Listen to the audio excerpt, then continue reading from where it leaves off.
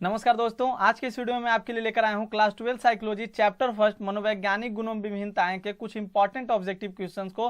और फ्रेंड्स, इस वीडियो के सभी क्वेश्चन सिलेक्टेड तथा अच्छे लेवल के हैं, वही क्वेश्चंस को लिया गया है जो आपके एग्जामिनेशन के लिए इंपॉर्टेंट रहेंगे। तो वीडियो को पूरा जरूर देखिएगा। शुरू करते हैं अपने पहले प्रश्न से। फर्स्ट क्वेश्चन है हमारा, बुद्धि के विषय पर शोध कार्य करने वाले पहले मनोवैज्ञानिक कौन थे। यानी कि उस मनोवैज्ञानिक का नाम बताना है जिन्होंने बुद्धि के विषय पर सर्वप्रथम शोध कार्य किया।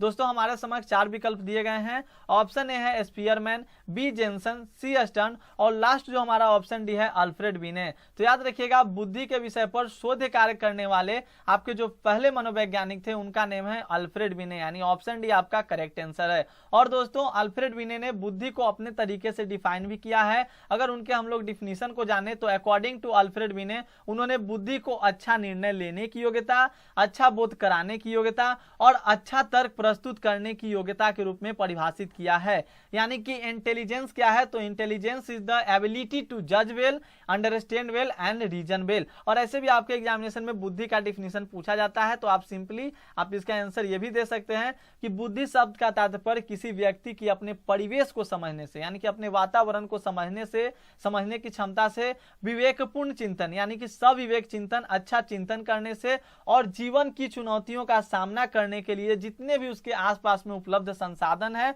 उसी संसाधनों का प्रभावी ढंग से, अच्छे ढंग से उपयोग करके जीवन की चुनौतियों का सामना अगर कर लेता है तो उसे हम लोग बुद्धि के रूप में जानते हैं। तो याद रखना है, अगर एग्जाम्पल के रूप में हम लोग समझें तो अगर आप किसी बुद्धिमान व्यक्ति के व्यवहारों का प्रेक्षण करें यानी कि ऑब्जर्वेशन करें, तो हम लोग क्या पाते हैं कि जो बुद्धिमान व्यक्ति होते हैं उनकी मानसिक सतर्कता अधिक होती है, वो किसी भी चीज को जल्दी सीख लेते हैं, यानी कि उनमें ऑब्जर्वेशन स्किल क्या होता है, तो बहुत ज्यादा होता है। नेक्स्ट जो हमारा अगला प्रश्न है, प्रश्न संख्या 2 कहता है कि मनोविज्ञान में मूल्यांकन शब्द का क्या अर्थ है। जब हम लोग चैप्टर फर्स्ट को पढ़ते हैं तो उस टाइम हमें मूल्यांकन शब्द का सामना करना होता है। तो प्रश्न कहता है कि मनोविज्ञान में मूल्यांकन शब्द का क्या अर्थ है। और दोस्तों, मैं आपको बता दूं, जो मूल्यांकन होता है किसी भी मनोवैज्ञानिक गुण को समझने का ये पहला चरण होता है। यानी कि मूल्यांकन के जरिए ही हम लोग किसी के मनोवैज्ञानिक गुणों को समझते हैं, अंडरस्टैंड करते हैं। तो यहाँ पर प्रश्न है कि मनोविज्ञान में मूल्यांकन शब्द का क्या अर्थ है। तो ऑप्शन है आपका सही आंसर हो जाएगा मनोवैज्ञानिक गुणों का मापन करना। आपके एग्जामिनेशन में इसका डिफिनीशन भी पूछ देता है, तो आपको याद रखना है। अब मूल्यांकन के भी दो तरीके होते हैं, या तो औपचारिक मूल्यांकन हो या अनौपचारिक मूल्यांकन हो। जैसे एग्जाम्पल के तौर पे अगर हम लोग बात कर लें, जैसे कोई लड़का अगर किसी लड़की को कहता है कि आप बहुत अच्छी हैं, मतलब क्या हुआ कि वो लड़का को वो लड़की अच्छी लगती है, ठीक है। ऐसा कोई जरूरी नहीं है कि अब हर लड़के को वो लड़की जो है जिसको वो लड़का कह रहा है वो सबको अच्छी ही लगे। तो ये आपका अनौपचारिक हो गया। औपचारिक की बात कर लें तो अगर किसी किताबी ज्ञान को, मतलब उस लड़की के पास कितना नॉलेज है, कितना सीख है, ये सब आपका औपचारिक में आता है, उसने क्या कुछ सीखा। और अनौपचारिक मतलब हो गया कि व्यक्ति अगर बदला तो गुण भी उसका बदल जाएगा। तो याद रखिएगा, मैंने सिंपल वर्ड में आपको समझाने का प्रयास किया। नेक्स्ट हमारा प्रश्न है प्रश्न संख्या 3, और वीडियो के बीच में कुछ मैंने आपके लिए गिफ्ट रखा है, तो वीडियो को पूरा जरूर देखिए, तभी आपको गिफ्ट के बारे में पता चल पाएगा। प्रश्न संख्या 3 कहता है, बुद्धि के संप्रत्यय को मानसिक संक्रियाओं के रूप में औपचारिक बनाने का प्रयास करने वाले प्रथम मनोवैज्ञानिक कौन थे। प्रश्न को समझिए, प्रश्न क्या कहता है कि बुद्धि के संप्रत्यय को मानसिक संक्रियाओं के रूप में औपचारिक बनाने का प्रयास करने वाले प्रथम मनोवैज्ञानिक कौन थे। तो सबसे पहले बुद्धि पर सर्वप्रथम शोध कार्य अल्फ्रेड बिने ने किया था, और औपचारिक बनाने का भी प्रयास किसने किया, तो अल्फ्रेड बिने ने, यानी ऑप्शन सी इसका करेक्ट आंसर हो जाएगा। दोस्तों याद रखिएगा, बिने द्वारा दिया गया जो बुद्धि का सिद्धांत था वो बहुत ही सरल था, क्योंकि इस सिद्धांत की उत्पत्ति जो हुई थी वो अधिक और कम बुद्धिमान व्यक्तियों की अलग अलग पहचान करने के लिए हुई थी, मतलब इसके अंतर्गत हुई थी। तो इसका याद रखना है। और उनकी इस थ्योरी को हम लोग एक कारक सिद्धांत के नाम से भी जानते हैं। नेक्स्ट जो अगला प्रश्न है आपको इसी टर्म्स पे मिलेगा कि एक कारक सिद्धांत के प्रतिपादक कौन है। नेक्स्ट देखिए अगले प्रश्न को, बुद्धि के एक कारक सिद्धांत को किसने प्रतिपादित किया। अभी मैंने आपको थर्ड नंबर क्वेश्चन में बताया, तो 4 का आपका सही आंसर हो जाएगा। याद रखना है सभी को, ऑप्शन बी आपका करेक्ट आंसर है। अल्फ्रेड बिने ने बुद्धि के एक कारक सिद्धांत को प्रतिपादित किया। फिर बाद में हालांकि इनका जो ये सिद्धांत था विवादग्रस्त हो गया था। फिर उसके बाद स्पीयरमैन ने सन 1927 ईस्वी में अपना एक सिद्धांत दिया, उसे भी हम लोग आगे पढ़ेंगे। और दोस्तों इस वीडियो के बीच में मैंने आपके लिए गिफ्ट रखा है, इसलिए आप वीडियो को पूरा जरूर देखिए ताकि आपको गिफ्ट के बारे में पता चल सके। नेक्स्ट जो हमारा अगला प्रश्न है प्रश्न संख्या 5 कहता है कि बुद्धि का द्विकारक सिद्धांत किसने दिया। मैंने आपको बताया अल्फ्रेड वीने का जब सिद्धांत विवादग्रस्त हो गया तो उसके बाद सन 1927 ईस्वी में चार्ल्स स्पीयरमैन ने अपना एक बुद्धि का सिद्धांत प्रस्तुत किया, उसे द्विकारक सिद्धांत के नाम से जाना गया। तो बुद्धि का द्विकारक सिद्धांत किसने दिया था, ऑप्शन देखिए, तो ऑप्शन है आपका करेक्ट आंसर है चार्ल्स स्पीयरमैन ने। कब, तो 1927 ईस्वी में, और चार्ल्स स्पीयरमैन ने बुद्धि का द्विकारक सिद्धांत प्रस्तावित किया। नेक्स्ट जो अगला हमारा प्रश्न है, प्रश्न संख्या 6 कहता है, अगर आपको कहीं पे किसी प्रश्न में कंफ्यूजन हो आप हमें कमेंट सेक्शन में कमेंट करके बता सकते हैं, और चैनल पे नए होंगे तो चैनल को सब्सक्राइब जरूर कीजिएगा, वीडियो को अपने दोस्तों के साथ शेयर भी कीजिएगा, और हम इस प्रश्न का आंसर देने का भी प्रयास कीजिएगा। प्रश्न संख्या 6 को देखिए, कहता है कि बुद्धि का द्विकारक सिद्धांत किस पे आधारित है। द्विकारक सिद्धांत के प्रतिपादक कौन है, चार्ल्स स्पीयरमैन। कब, तो 1927 में। अब यहाँ पर प्रश्न हमारा कह दिया कि बुद्धि का जो द्विकारक सिद्धांत है यानी टू फैक्टर थ्योरी जो है वो किस पे आधारित है। तो याद रखिएगा ऑप्शन है आपका सही आंसर हो जाएगा, सांख्यिकी विधि पे क्या है, तो आधारित है। ठीक है, चार्ल्स स्पीयरमैन ने प्रदर्शित किया कि बुद्धि के अंतर्गत सामान्य कारक एक सा कारक जिसे आप जी फैक्टर के नाम से जानते हैं। याद रखिएगा, देखिए सा का मतलब जी समझ लीजिए, और एस फैक्टर को कहा गया वी कारक, वी मतलब एस फैक्टर। तो याद रखिएगा सा कारक जिसे आप जी फैक्टर के नाम से जानते हैं और वी कारक जिसे आप एस फैक्टर के नाम से जानते हैं। तो चार्ल्स स्पीयरमैन ने प्रदर्शित किया था कि बुद्धि के अंतर्गत एक सामान्य कारक जो कि सा कारक मैंने आपको बताया जी फैक्टर, और कुछ विशिष्ट कारक होते हैं जिसे आप वी कारक यानी कि एस फैक्टर के नाम से जानते हैं। अब जी फैक्टर का मतलब क्या होता है, आपके एग्जामिनेशन में प्रश्न पूछ दिया जाता है, तो हालांकि हम लोग प्रश्न को करेंगे तो थोड़ा समझते हुए चलेंगे ताकि आपको कहीं पे ऑब्जेक्टिव प्रश्न को रटना न पड़े, अच्छे से आप कंसेप्ट के साथ इसे याद रख सकें। तो जी फैक्टर कहने का मतलब हो गया कि वे सभी मानसिक संक्रियाएं जो प्राथमिक है, मतलब उनका प्रभाव सभी प्रकार के कार्यों के निष्पादन पर पड़ता है। और वही अगर एस फैक्टर की अगर हम लोग बात करें तो इसमें हो जाता है कि थोड़ा सा उसमें कुछ विशिष्ट योग्यता, जो जी फैक्टर रहता है जी फैक्टर में कुछ आपके स्पेसिफिक योग्यताएं उसमें आपकी शामिल हो जाती है। जैसे हम लोग अगर गायक की बात करें, एक गायक हुआ और एक श्रेष्ठ गायक हुआ, तो हम लोग कहते हैं गायक तो अनेकों हैं, लेकिन बात आती है अगर अरिजीत सिंह की, जुबिन नौटियाल की, तो हम लोग क्या कहते हैं, वो लोग क्या है, स्पेसिफिक है, एक विशिष्ट यानी कि श्रेष्ठ गायक है। तो ये आपका हो गया, वो किस फैक्टर के अंतर्गत आएंगे, जी फैक्टर, एस फैक्टर के अंतर्गत। और जो ऐसे जो जनरली जो गायक हैं वो जी फैक्टर के अंतर्गत आएंगे। वास्तुकार हो गया, वैज्ञानिक हो गए, आपके एस फैक्टर के अंतर्गत आएंगे, जितने भी वैज्ञानिक है, क्योंकि उनमें कुछ ना कुछ स्पेसिफिक भाई बात तो है तभी ना वैज्ञानिक बने। खिलाड़ी आपके हो गए अच्छे अच्छे खिलाड़ी, तो आपको याद रखना है सारे क्वेश्चंस को। आपके एग्जामिनेशन में पूछा गया था प्रश्न कि बताइए वैज्ञानिक जो है वो किस कारक के अंतर्गत आता है, तो आपको बताना होगा कि वो एस फैक्टर यानी कि वी कारक के अंतर्गत आता है। अगला जो हमारा प्रश्न है, प्रश्न संख्या 7 दोस्तों, देखिए कहता है प्रश्न कि प्राथमिक मानसिक योग्यताएं यानी कि प्राइमरी मेंटल एबिलिटीज का सिद्धांत किसने प्रस्तुत किया था। ऑप्शंस को देखिए, आंसर आपको नहीं पता हो तो याद करने का प्रयास कीजिएगा, आंसर पता हो तो नीचे कमेंट सेक्शन में कमेंट करते चलिएगा। प्राथमिक मानसिक योग्यताएं का सिद्धांत किसने प्रस्तुत किया था, तो इसका याद रखना है ऑप्शन डी आपका सही आंसर है, यानी कि ऑप्शन डी आपका करेक्ट है, लुईस थ्रस्टन। लुईस थ्रस्टन ने स्पीयरमैन के सिद्धांत के बाद लुईस थ्रस्टन ने प्राथमिक मानसिक योग्यताओं का सिद्धांत प्रस्तुत किया था, जिसे आप प्राइमरी मेंटल एबिलिटीज अंग्रेजी में कह सकते हैं। इसमें कहा गया कि बुद्धि के अंतर्गत 7 प्राथमिक मानसिक योग्यताएं होती है। कितनी प्राथमिक में, देखिए याद रखिएगा प्राथमिक की बात आती है तो उसमें कितना दीजिएगा, 7, क्योंकि ऐसे ऐसे आपको बहुत सारे प्रश्न मिलेंगे किसमें कितना योग्यता की बात की गई है। तो प्राथमिक मानसिक योग्यताओं में आपको 7 प्रकार के प्राथमिक मानसिक योग्यताएं होती है, इस तरह की बात की गई है। और एक किनका सिद्धांत था, तो लुईस थ्रस्टन का, याद रखना है। नेक्स्ट जो हमारा अगला प्रश्न है इसी से रिलेटेड होगा, 8 नंबर देखिए कि लुईस थ्रस्टन के अनुसार प्राथमिक मानसिक योग्यताएं कितनी होती है। अभी मैंने आपको बताया, सभी को इसका आंसर आप लोगों को कमेंट करना है। जितने भी स्टूडेंट इस वीडियो को देख रहे हैं, आप कभी देख रहे हैं, लाइव चैट देख रहे हैं, बाद में देख रहे हैं, आपको इसका कमेंट सेक्शन में कमेंट करना है कि इसका सही आंसर क्या होगा, क्योंकि मैंने आपको 7 नंबर क्वेश्चन में इसका आंसर बता दिया है। बिल्कुल दोस्तों, 8 का सही आंसर आपने, मुझे उम्मीद है कि आपने सी ही किया होगा, 7। तो ध्यान रखना है, लुईस थ्रस्टन के अनुसार प्राथमिक मानसिक योग्यताएं 7 होती है। कौन कौन, वाचिक बोध, संख्यानात्मक योग्यताएं, देशिक संबंध, प्रत्यक्षिक गति, शब्द प्रवाह, स्मृति, आगमनात्मक तर्कना। तो ये सब आपके अपने बुक से याद रख लेना है, एनसीईआरटी का बुक खोलिएगा, आपको ये सारे टर्म्स मिल जाएंगे। अगला जो हमारा प्रश्न है 9 नंबर कि बुद्धि का पदानुक्रमिक मॉडल किसने प्रस्तुत किया, यानी कि जो बुद्धि का पदानुक्रमिक मॉडल था। अभी देखिए बुद्धि के कारण ही मैं आपको पढ़ा रहा हूँ, आप बुद्धि के कारण इस वीडियो को देख रहे हैं। बहुत से बुद्धिजीवी बच्चे होंगे जो अभी भी क्लास को नहीं अटेंड कर रहे होंगे, क्योंकि उनको लग रहा हो कि अभी तो एग्जामिनेशन में बहुत टाइम बचा हुआ है। तो यही बुद्धि पर डिपेंड करता है। अल्फ्रेड वीने ने इसे परिभाषित भी किया है कि अच्छा तर्क लेने की योग्यता। तो बुद्धि का पदानुक्रमिक मॉडल किसने प्रस्तुत किया था, यानी कि हायरार्किकल मॉडल किसने प्रस्तुत किया।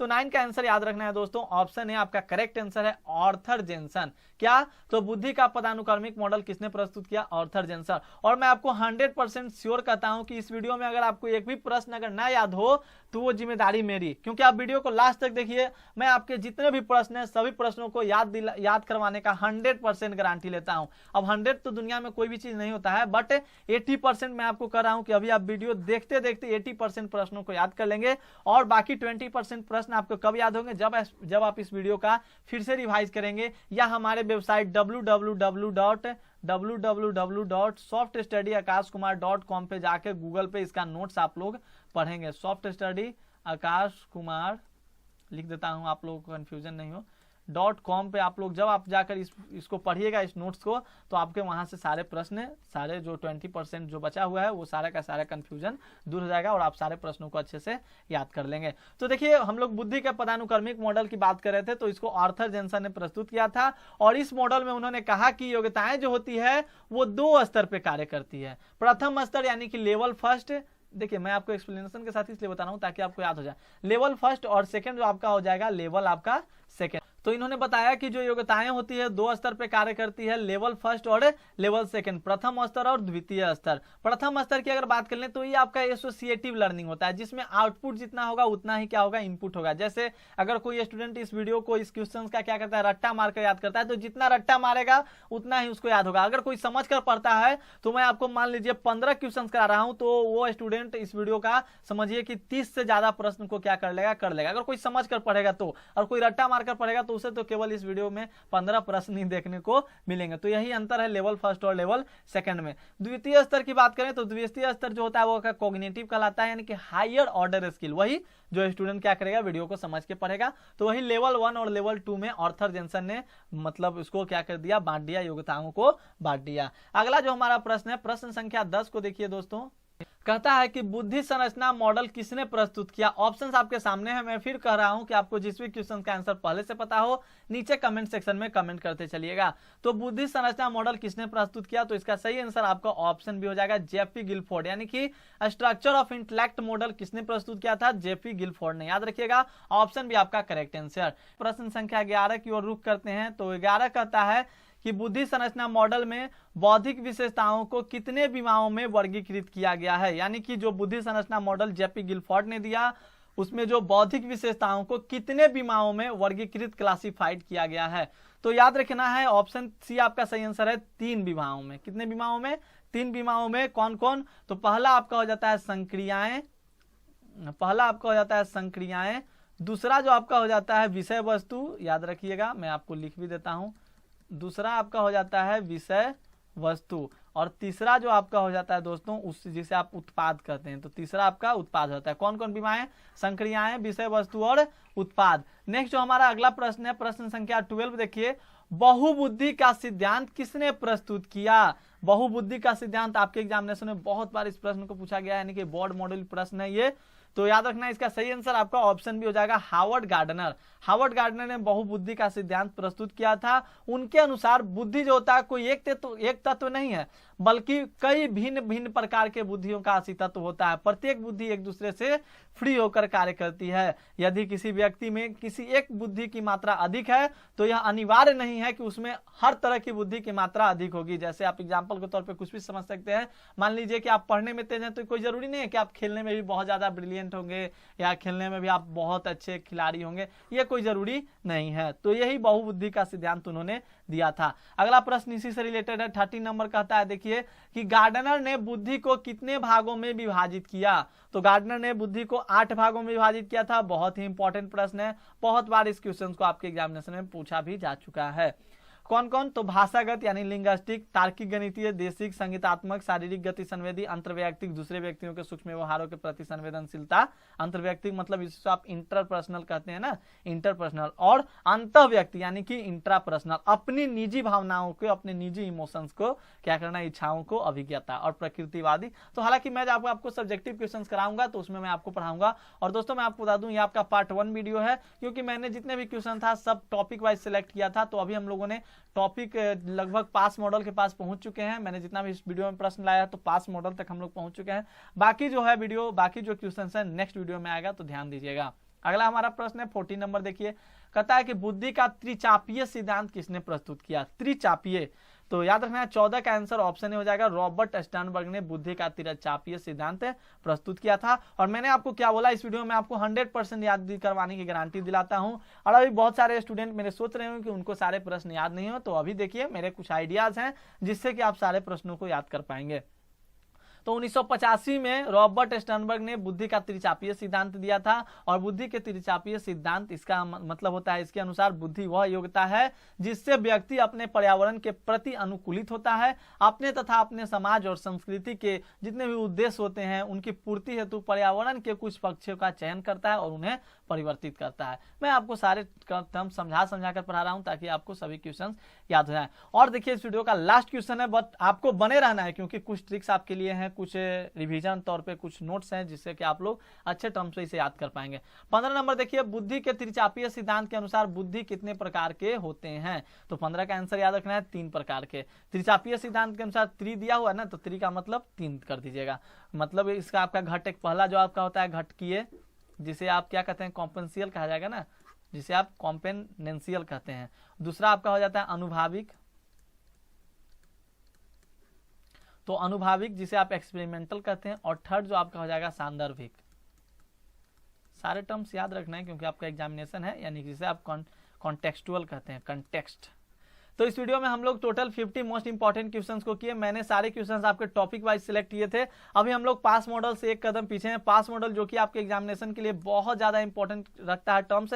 ये फर्स्ट चैप्टर का बहुत ही हाईलाइटेड टर्म, फेमस सा टर्म्स है, फेमस सा टॉपिक है। तो इससे भी हम लोग को ऑब्जेक्टिव क्वेश्चंस को पढ़ना है और आगे भी हम लोग ऑब्जेक्टिव क्वेश्चंस को पढ़ेंगे। तो उम्मीद करता हूं आपको वीडियो समझ में आया। एक बार हम लोग क्विक रिव्यू कर लेते हैं। मैंने आपको क्या क्या बताया। मैंने आपको इस वीडियो में बताया कि बुद्धि के विषय पर शोध कार्य करने वाले आपके पहले मनोवैज्ञानिक कौन थे, तो अल्फ्रेड बीने। एक कारक सिद्धांत किसने दिया, अल्फ्रेड बीने ने दिया। द्विकारक सिद्धांत किसने दिया, चार्ल्स स्पियरमैन ने दिया। एक बार आंख मूंदकर मेरे साथ सभी लोग बोलिए, बुद्धि के विषय पर शोध कार्य करने वाले पहले मनोवैज्ञानिक आपके कौन थे, अल्फ्रेड बीने। सभी लोग आंख मूंदकर बोलिए। एक कारक सिद्धांत किसने प्रस्तुत किया, अल्फ्रेड बीने ने। द्विकारक सिद्धांत किसने प्रस्तुत किया, चार्ल्स स्पियरमैन ने। कब किया, तो 1927 ईस्वी में। द्विकारक जो सिद्धांत था किस पे आधारित है, तो सांख्यिकी विधि पर। प्राथमिक मानसिक योग्यताओं का सिद्धांत किसने दिया, लुईस थर्स्टन ने। प्राथमिक मानसिक योग्यताएं कितनी होती है, तो 7 होती है। बुद्धि का पदानुक्रमिक मॉडल किसने प्रस्तुत किया, आर्थर जेनसन ने। बुद्धि का संरचना मॉडल किसने प्रस्तुत किया, जेपी गिलफोर्ड ने। बहुबुद्धि का सिद्धांत किसने प्रस्तुत किया, हार्वर्ड गार्डनर ने। तो थोड़ा सा यही सब टर्म्स जो है, नाम जो है आपको थोड़ा याद रखना होगा। तो अगर आप 10-20 मिनट अगर इस पे मेहनत कर लेते हैं तो मैं आपको 100% विश्वास दिलाता हूं कि आपके सारे प्रश्न क्या हो जाएंगे, क्लियर हो जाएंगे और याद हो जाएगा। और इसका आप लोग नोट्स बना लीजिएगा और वेबसाइट को जरूर से जरूर विजिट कीजिएगा क्योंकि वहां पे आपको सारे जितने भी प्रश्न है वो टेक्स्ट के रूप में आपको नोट्स के रूप में मिल जाते हैं। तो दोस्तों उम्मीद करता हूं आपको वीडियो समझ में आई होगी। अगर वीडियो समझ में आई तो एक अपना प्यारा सा कमेंट जरूर से जरूर छोड़िएगा। मेरे लिए हमें प्रोत्साहित कीजिएगा। हमारे लिए आपको वीडियो कैसी लगी अपना रिव्यू जरूर से जरूर दीजिएगा।